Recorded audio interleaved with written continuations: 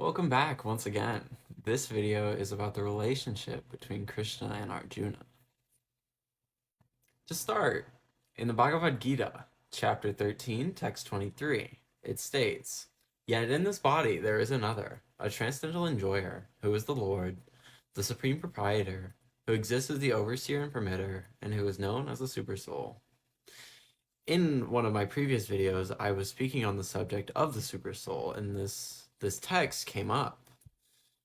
So, what he's saying here is that the super soul resides within Arjuna because he's a soul.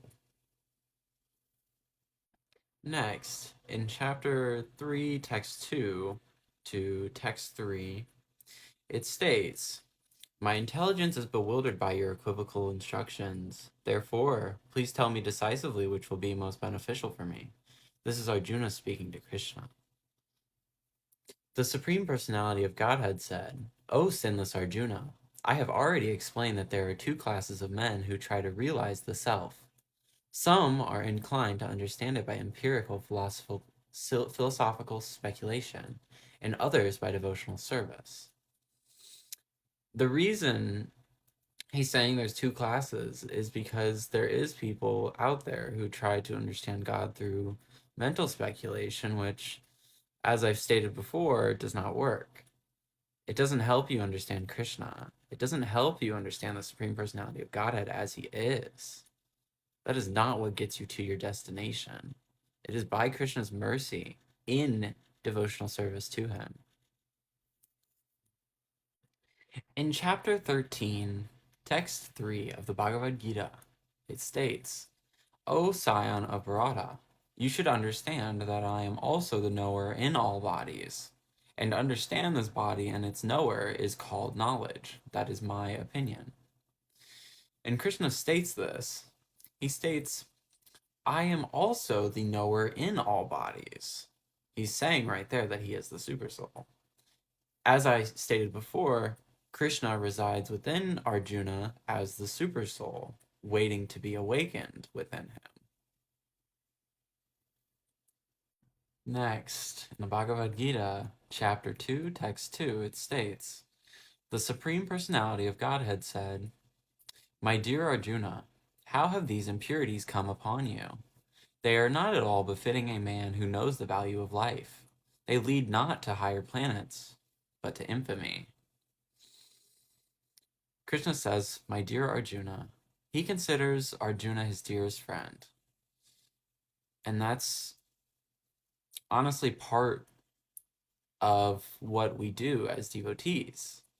We understand that we are part and parcel of Krishna, and we understand that we are his eternal friend, just like Arjuna. And that's what's so important about this. It's that you understand that Krishna is not just God. He is God. He is the Supreme Personality of Godhead. But what's most important is that he's your friend and your dearest companion. And in your heart and soul, you know this. You just have to be awakened to it. In chapter 18, text 67, it says, "This confidential knowledge may never be explained to those who are not austere or devoted or engaged in devotional service, nor to one who is envious of me." He's stating these things to Arjuna because Arjuna is coming into this understanding that he is not those things. Krishna is showing him that he is divine by nature, and that's why he can speak to Krishna directly and have that personal relationship with him. It's because of those innate divine qualities seated within his soul that every single soul has within them, the Supreme Personality of Godhead, or the Super Soul. Next, in chapter 18, text 72, "O son of Pertha, O conqueror of wealth, have you heard this with an attentive mind? And are your ignorance and illusions now dispelled? He's asking Arjuna if his illusions have been dispelled by this confidential knowledge and this transcendental knowledge that he has gained and learned throughout this entire book.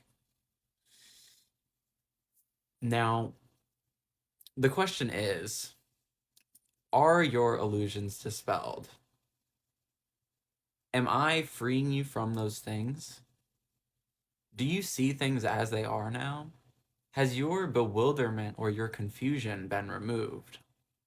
And these are good things to ask yourself, because if you're truly learning transcendental knowledge from someone and you are accepting it and not rejecting it, then you, my friend, are surrendering unto the Supreme Personality of Godhead. And you are allowing him to teach you. Next, it says in text 73, Arjuna said, "My dear Krishna, O infallible one, my illusion is now gone. I have regained my memory by your mercy. I am now firm and free from doubt and am prepared to act according to your instructions." And Arjuna sang this because truly he's been freed. Just by Krishna's mercy, he's been freed. Just by Krishna speaking these things to him, Arjuna was freed because Arjuna asked questions.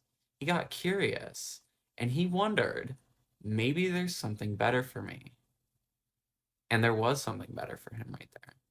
It was Krishna all along.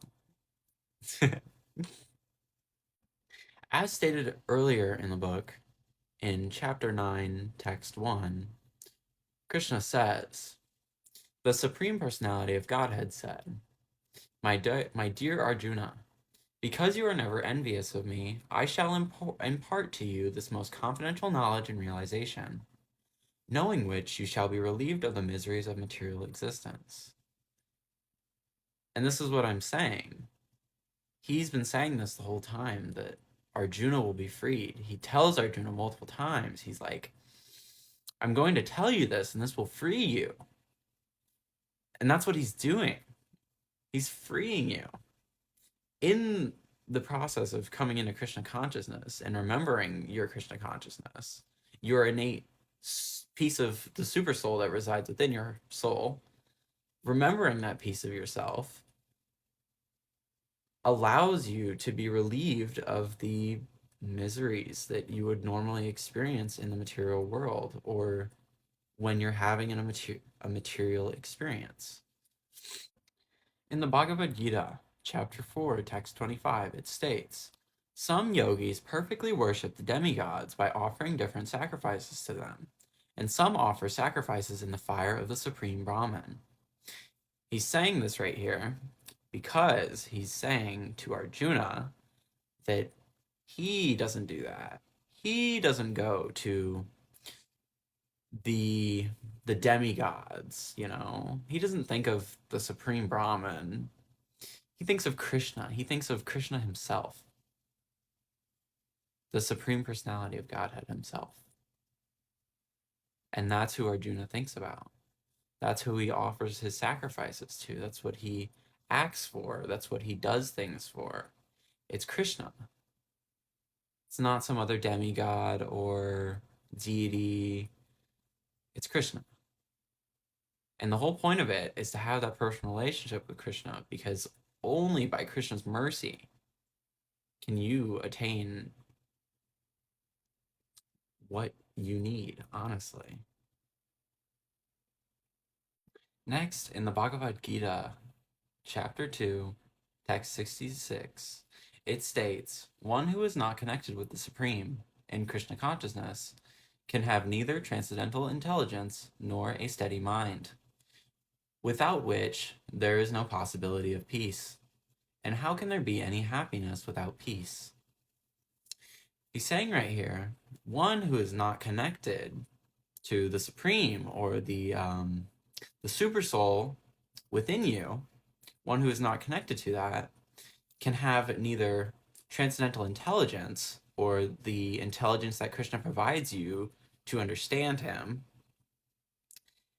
and a steady mind, which a steady mind would be a mind that does not constantly have thoughts. Thank you so much for watching, and goodbye. Hare Krishna.